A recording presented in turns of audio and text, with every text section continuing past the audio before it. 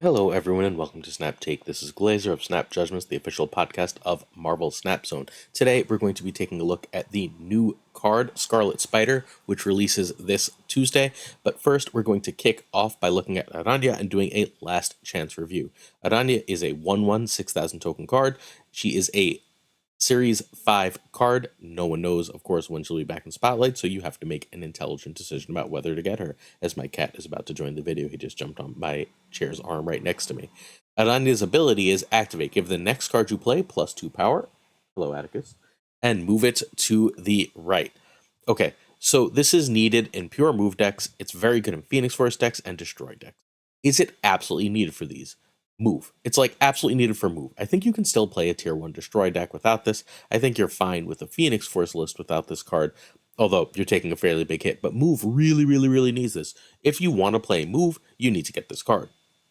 The other place that this is really good is in little move mini shells, right? Like there's a lot of move decks that just sort of run like 3 or 4 move cards, and Arana is very often one of those. That means for those decks, though, you have to have bought Madam Web. If you want access to those decks and you have Madam Web, I think Arana's must buy. If you can play move decks at a high level, I think Arana's must buy. However, it is worth noting that in top 10% Infinite, move decks with Arana are only a 50% win rate. That's really low, right? They're below 50% in the top 50% Infinite, and below even that in just regular old Infinite, which means when you're playing other real players, this card isn't winning a ton. Most people are, myself included, not completely amazing move players. If you're an amazing move player, you should already have this card in your collection. If you're not an amazing move player and you don't have Madam Web or want those packages, and if you have those packages, cards like Ghost Spider and Iron Fist are perfectly fine replacements, I don't know if you need this card. All good?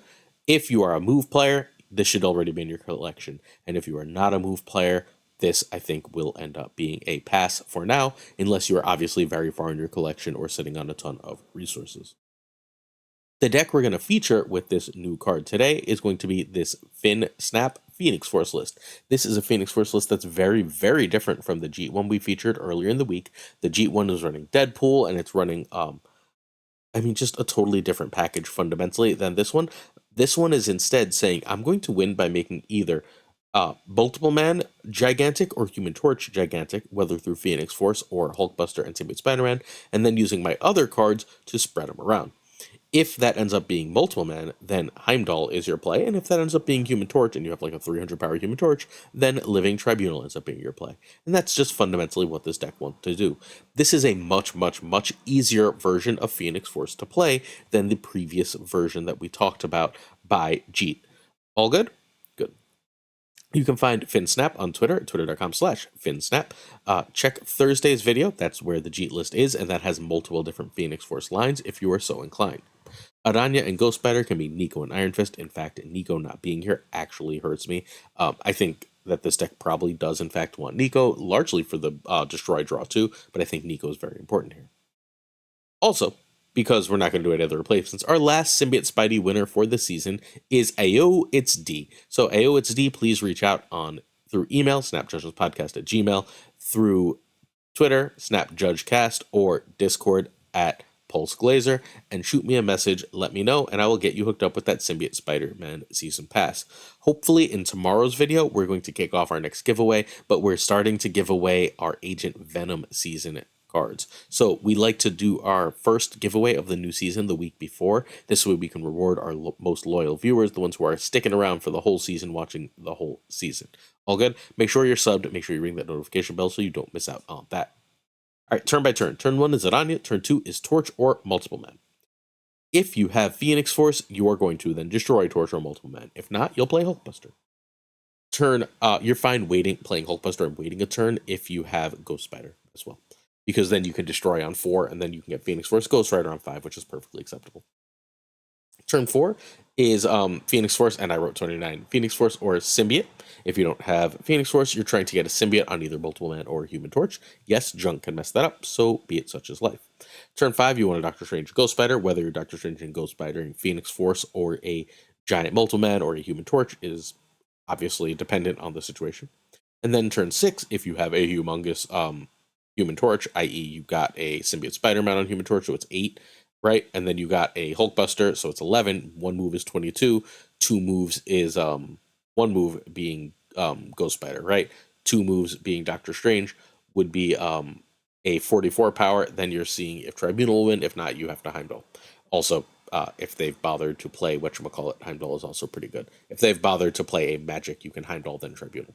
If not, you're just trying to move multiple mans around, and that's fine. Sorry, Arana gives you the extra move that I'm missing here to push this up to an 88, which is how you actually end up winning there. But you do need all three to really win with the Human Torch, unless a location is going to help you up.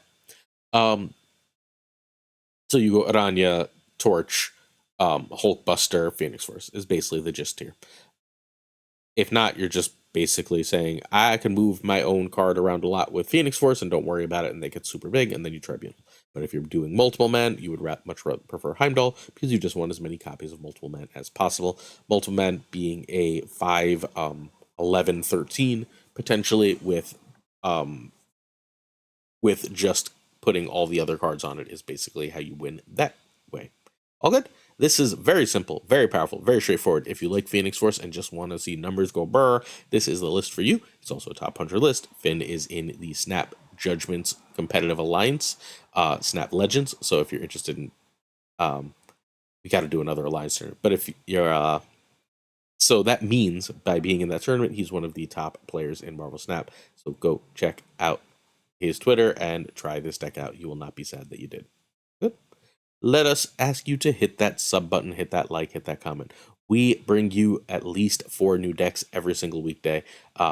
We do a new card video that has more like 8 new decks. We do OTA and patch videos that have like 8 new decks. And we do giant podcasts with some Marvel Snap's biggest names on Saturdays. So if you want more new decks faster than anyone else from the top of the meta, we literally at this point just have top players sending us decks all the freaking time.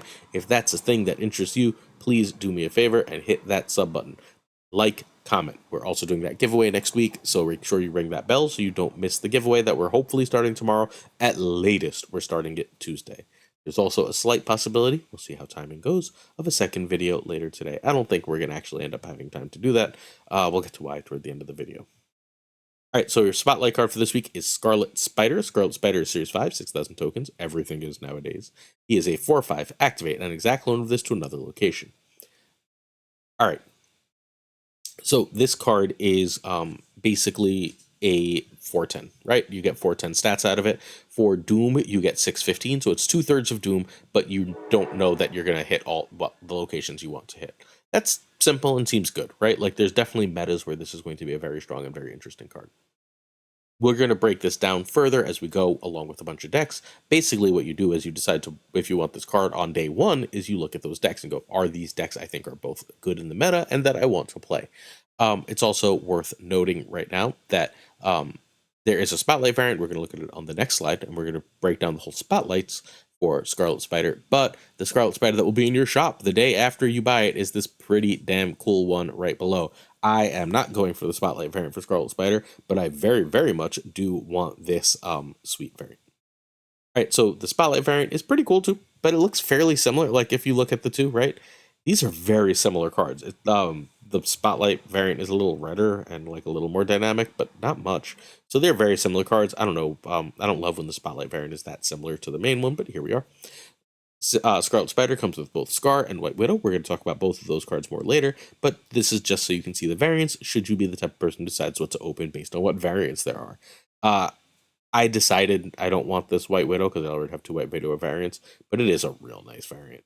And I, again, have 2 or 3 Skaars, so I don't especially need this Skaar, but it is also a very cool Skaar, at least in my opinion. If the Scarlet Spider was better, I'd strongly consider this because I have way too many tokens. But as we are, meh.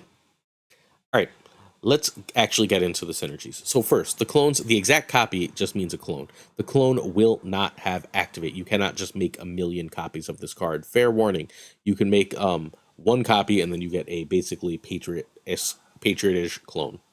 However, you can buff this card. It only cares about full-time buffs. It doesn't care about Blue Marvel or like Nidavellir, but it will care about like Muir Island. Cool. So cards that can buff this, whether in hand or on board, Arana, Forge, Okoye, Gwenpool, I wrote Okoye twice, I meant Nakia, Symbiote, Spider-Man, so on and so forth. So all those cards can buff it at various places. Phastos is there. Any of those cards are perfectly Hulkbuster. These are all perfectly fine buffs for this card. Is that something you want to do? That I'm not sure. That feels a little bit like a trap. It feels pretty good when this really, really goes off, but it feels like a trap. I'd rather spend my buffs doing other things, hitting cards that are a little cheaper. So buffing on turn 4 feels like it's a little late in the game. This card is kind of hilarious with Blink in that you get a 4/5, you activate it, right? And then if you play Blink, you keep the 4/5 power and you get another card. Say that's an Ultron or whatever else. That seems like it's probably really good. Patriot decks like this, and old Sandman would have absolutely adored this, but I'm not sure if new Sandman exists. We'll take a look at that deck, though, just in case. Mockingbird is always happy for the extra card to make her cheaper. Scorpion, Cassandra Nova, Silver Sable, Hazmat are pretty bad for this, as is General Clog. If you can get clogged out of location, like if you can get clogged out of 2 locations, there's nowhere for this to go. And if you're close to clogging, this can end up clogging you. So if even 1 negative power happens, then when you trigger this card, you're going to get -2, right? Because both clones are going to be 4s, which is pretty damn sad, unless you had another strength buff coming from somewhere. A 4/8 is not, the juice is no longer worth the squeeze. A 4/10, I think it probably is, at least in certain metas. It's also worth noting that you cannot play this and trigger it on turn 6. This has to be played at latest on turn 5, which only leaves you 2 turns to play this card. Is that worth it? Again, depends. You also can't play it the same turn as Arana on turn 5. Arana would have to be out turn 4 or sooner. Again, this gets complicated. This seems good in a mid-range shell, but mid-range currently doesn't exist thanks to Hela, so I'm not sure what this does unless Hela gets nerfed on Thursday. I think there's an OTA on Thursday. I'm seeking clarity on that internally. So again, this is a 2/3 of Dr. Doom at 2/3 of the cost, which I think is a really great way to look at it. In a deck that wants Doom, you probably would also strongly consider running this. This is usually a 4/10 across 2 locations that can't be shung, but the randomness of the spot can be a downside. If we got a Zabu activate update, or we had any previous version of Zabu, I think this card would be great. It still works with Zabu, it still works with Psylocke, but I don't think, again, the juice is worth the squeeze, which I think is where I'm ultimately landing on this card. Like a later meta might prove me foolish, but I think right now this card is probably not going to push us to grab it.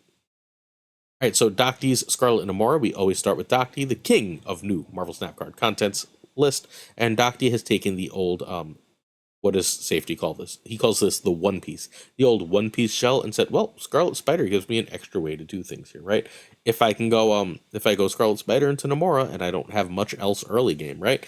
I get I don't like trigger Scarlet Spider first. I get the 10 power Scarlet Spider, and then Scarlet Spider can make a copy of itself for 10 power.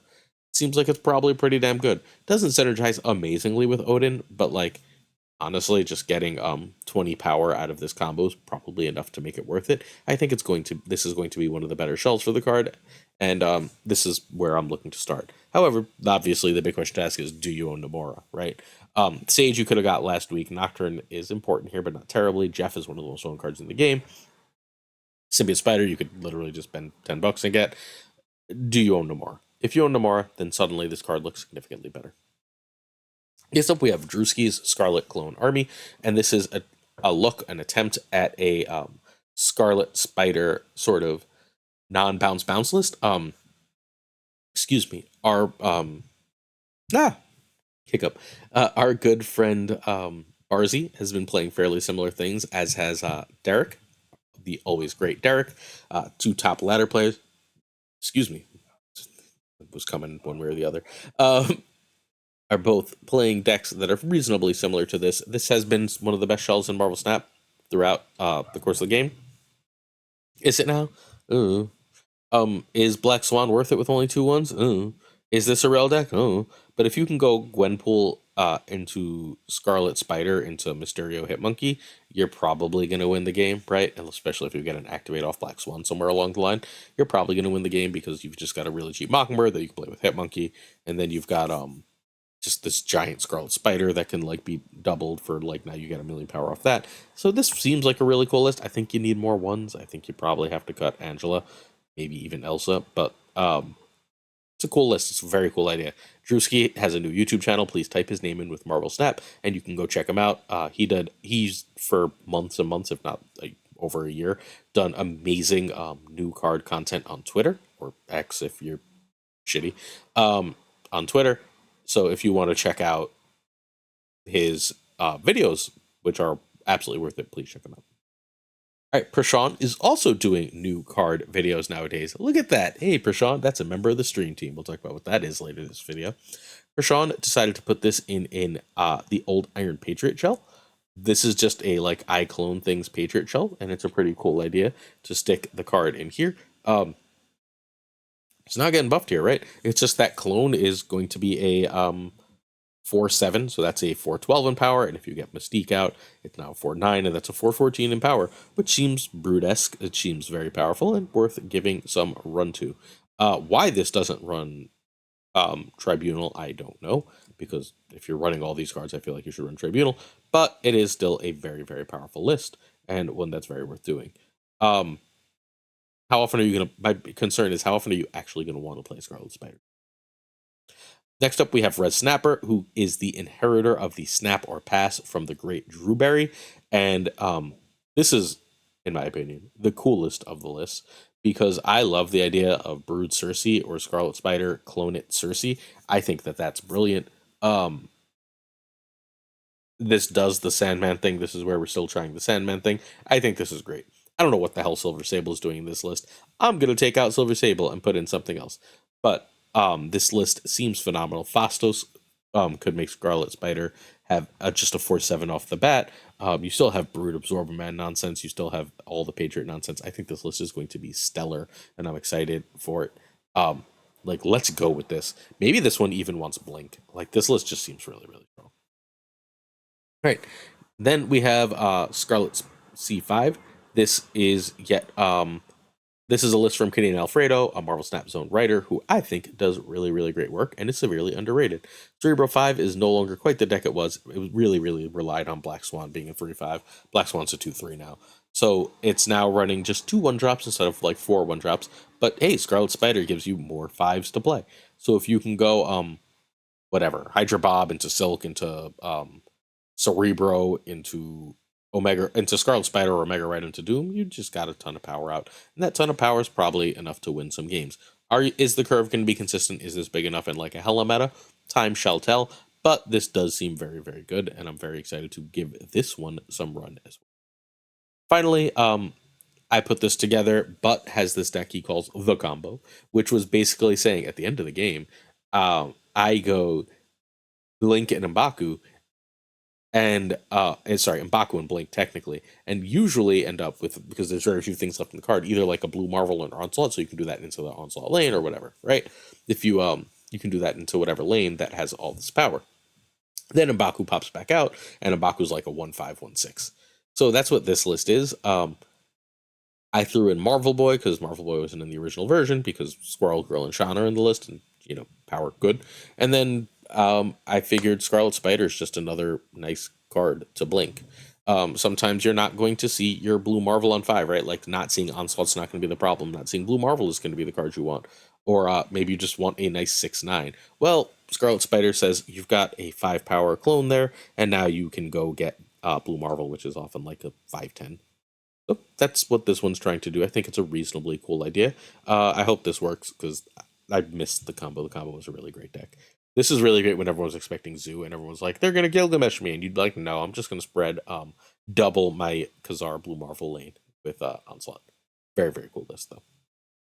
All right, that's all the decks we're going to do. We're going to get to the spotlight cards right after I tell you about the stream team. The stream team is a group of streamers who plays the decks for my videos. You should check out the stream team. Today will be the King of Canada's day, so in 4 hours from this video's release, the King of Canada will be streaming the White Widow and the Skaar decks from this video, so please check them out. Go support, show some love. FaThorNewman and Tuccrr will both have YouTube videos up right around now of their games with previous day's decks, and tomorrow will be the great Gregor2424, so please check out my friends playing some really great decks. So if you want gameplay, we got you covered. All right, Skaar is a 6/11, Series 5, 6,000 tokens, former Season Pass card from January, which feels like yesterday, but was somehow 8 freaking months ago. Skaar costs 2 less for each of your cards that in play that has 10 or more power, which is really, really, really strong when it goes off, and fairly useless when not, and completely shut down by Mobius. I like Skaar a lot. I think Skaar is a severely slept on and underrated card, but he is in and out of the meta. He is not a required card unless you have a lot of other high series cards. Here is an example of a deck that really wants Skaar, that needs Skaar. This one's running, this is about as cheap as we get for a Skaar deck.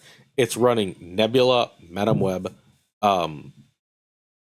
Hope, War Machine, and of course Skaar, which is 5, which I guess isn't terrible, right? It just feels like a lot because look, if you have War Machine, then get Skaar because this deck is very, very good. If you don't have War Machine, you can't play this list. Sorry, but and you need Madame Web because Madame Web says if I don't have War Machine, I need a way to make Ebony Maw still playable. I can't just run nothing that spot. But Skaar's great here in that there are games where you go Crossbones era, right? And then you have a 2-cost Skaar that you can then play with something else powerful to end the game, which is pretty damn good. I'd like a Shang here, but 2-cost Skaar with Cosmo is often even better right now. Madame Web with Cosmo is also completely stellar. This is a very, very good list, and I urge you to give it a try. Psylocke here is awesome, because if you can go Psylocke into War Machine or Crossbones, into Arrow, into Skaar, and something else, you're taking off. You're going crazy here. So this is a very cool list from our friend Obehaved, who you should check out on Twitch. All right, so Den found the list that I've been seeing forever, and I cannot figure out who made this, but this one still has a 60% win rate and top 10% infinite. It's up to like 170 games, so it's getting there. It was originally very low sample when I first found it, and I've been trying to keep an eye on it, and I also forgot about it. We'll get to why later. But people should play this list. I don't know who made it. No one's claiming credit. I know most of the top of the infinite leaderboard. This might come from the Asia region, which is the region I have the least reach into, although apparently the Korean meta watches me. So hello, Korean meta. But lost my train of thought, sorry. But this list is very strong. I don't know why this works. If you don't see Electro, I don't really get this list. Your basic gist here is you go Electro into Blink or Electro into War Machine, right? If you go Electro into War Machine, there is no downside. If you go Electro into Blink, you get War Machine, Cull, Alioth, Skaar, Infinite. And if the card you happen to get off of that is Cull, now you have a 4-power Skaar. You would really, if you go Electro and then put that powerful Skaar or that Infinite or that Alioth early, whatever, Kyra gets better because now you can Skaar and Kyra to end the game, which is sort of what you're trying to do here. If you can get 2 10s out, which is hard, right? It's not an easy thing to do with this particular version of the list, but it's not impossible. If you can get 2 10s out, you can go Skaar for 2 Kyra, and if you got a War Machine, which is almost impossible unless there's 7 turn, you also get Ebony Maw out, which is also likewise stellar. So there's a lot of really powerful plays. This deck is very, very good, but it doesn't look good, and like it sort of breaks people's brains, including mine a little bit. However, the win rate speaks for itself. Give it some run. And again, you need Skaar for it, so have Skaar. All right, that's our Skaar decks. Let's talk some White Widow. Sorry, unless you want to play one of these 2 decks, the Idiots deck exists, but it's not very good anymore. It's basically the same as it was, except to flip Mockingbird for Arrow. So if you want to play the Idiots deck, you can, but it's not good. I would play one of these 2 decks first. If you don't want to play one of these 2 decks, you don't need Skaar. All right, so White Widow is a 2/2, Series 5, 6,000 tokens, as is everything. On reveal, add a Widow's Kiss to your opponent's side of this location. So what White Widow is a clog card. The Widow's Kiss that it adds is a 0/0 ongoing. This has -3 power. Disable the ability if your side of this location is full. You, in this case, being your opponent. Card's OP. Like, card is genuinely phenomenal. Putting on turn 2, being able to start to clog your opponent is very strong. And if your opponent played something on turn 1, you've now made that location very tenuous for them for the rest of the game, which is just stellar. This card is absolutely amazing. Unless your opponent's got like Bounce or Kitty or something, this card is game-winningly powerful at 2 cost. It is one of the 3 best 2 costs, 4 best, I guess now. I have to include Venom Web. 2 costs in the game. There are 4 2 costs that go into million decks. I think Jeff has actually fallen down to like 4th place of these. But White Widow and Kate Bishop are very similar. Kate gives you the Acid Arrow, which is in some ways better, in some ways worse than Widow's Kiss. While also gives you access to the Grapple Arrow, which is really great for move decks, whereas White Widow is more consistent and dedicated for junk. Madame Web is really good in junk decks as a junk counter, as just a general all-around very powerful card that creates a move package is a must for the move deck. And then obviously there's Jeff, who's a longtime stalwart. White Widow is in that group, and you should own the cards in that group, is basically my stance. They open up a bajillion deck building options for you and are very powerful at winning games. We're going to go through 4 White Widow decks, not 2. The first is the nice simple War Machine combo. I don't think this deck is very good. Please listen to yesterday's podcast where I go off on sort of a rant about it. I think that this list is, it's finally starting to show up in low sample sizes on top Infinite. But even then, that's largely because this is a Hela meta, and one of the ways to beat Hela is to make sure they don't have access to a turn 6 to play Hela. Seeing a specific card on turn 3, 4, and 5 is very difficult, and because people have to counter Hela, they can't meta against this. If you can meta against this deck isn't a threat, but it is solid right now because people have to meta against the giant green lady. Green cloth lady, she's not green herself. All right, then we have a Web of Safety. I covered this deck in detail on Friday's video. I love this list. This is the kind of mid-range list I really enjoy. Please note how expensive it is, though. Arana is in no way a requirement. That could just be Iron Fist. But even without Arana, we have Thena, Venom Web, White Widow, Sage, right? So I guess 4. And Kitty is a series 4.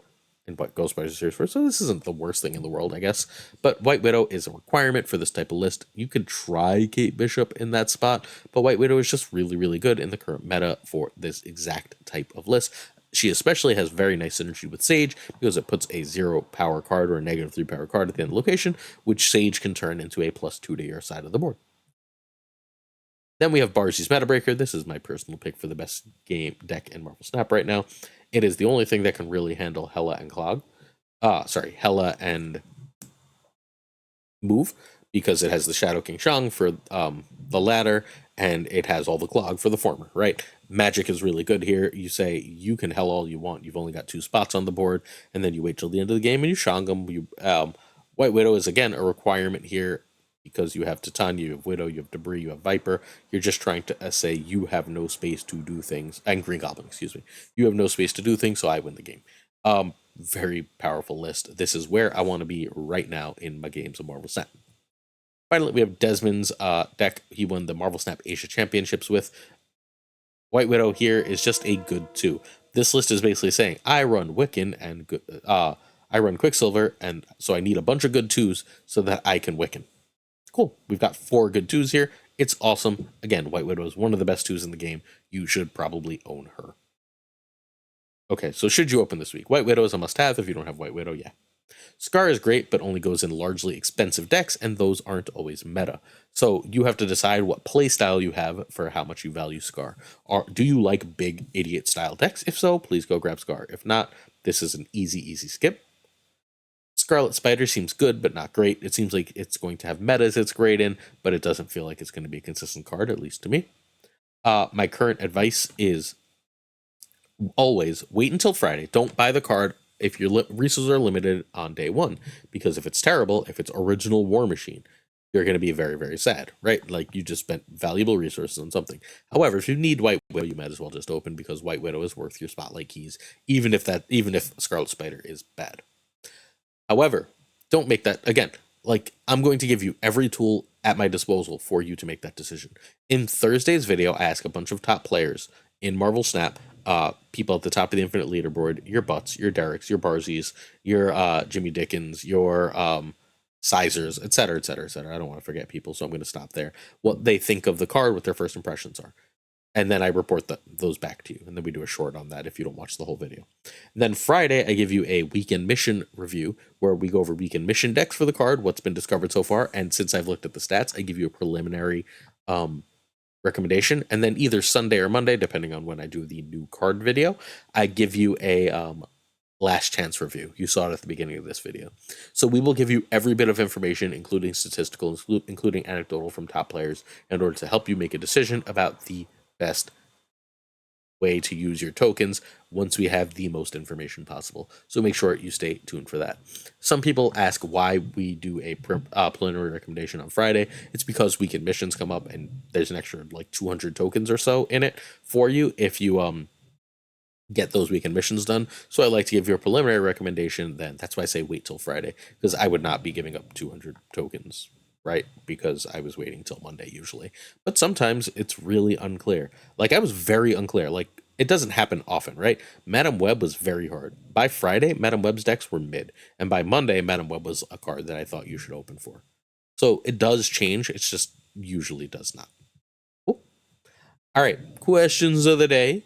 Let's get through nothing. I don't actually have any. I just want to say something. Hopefully my energy didn't feel off in this video. I've tried very hard to keep it normal. I'm recording this on Saturday afternoon. Friday, very late at night, we received tragic news about the passing of my nephew, who we love and will miss very much. Unfortunately, it was self-inflicted, and I just want to reach out to my audience, to everyone I know, and offer any love and support I can. If they need someone to talk to, don't make mistakes you can't take back.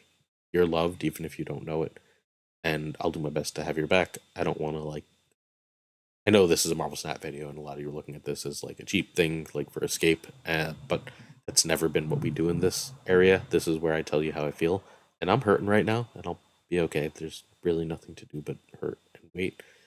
But if you need love and support, we've got you. Just drop me a line. Certain tiers of support on our Patreon come with honor things. Thank you to at Gil Gieslin, Mandatory Burnout, Cables, Irregardless, David G. Wingfield, Direwolf, LAB, FaThorNewman, Good Dog Gamer, Inc., I Am Frostman, Jane Everett, Corwin, Prime Dryan, Ryan Burke, Kier Tixley, Coy Ray, Black Dahlia, Pyrofros, The Goat Seeker, Dan Man Falcon, Red Pro Joe, Doc D, Matt Nick, Tuccrr Fuffle, Ginger Prime, Philip Brakovich, Haplo, Kenny Loggins, Rob Silverman, The Bizza, X-Force V, Skippy G, Tommy Nyquist, The King of Bros, The Great Kazoo, Jessica Campbell, Ryan Wood, Kevsey Hoda, Luna Chris, Quantum Quinn, John Q, Jimmy McQ, Blam, Eighth Sage, Models, Darth Tater, Joe P, Ryan Kaufman, Tristan H. Martin, Jason B, JD McDonaldinho, The Fuzzy Dunlop, Spectrumix, Hoot, Matt H, Mikey Hijinks, Flex, Ocularis, Greg Sterry, Jameis, Jonesy, Two Ties, Lauren Whatevs, Tuccrr, Min, and of course Gunny T, where the T stands for You're Not Alone. I love you very much. Thanks for spending this time with me. I'll see you tomorrow for another Snap Take. Peace.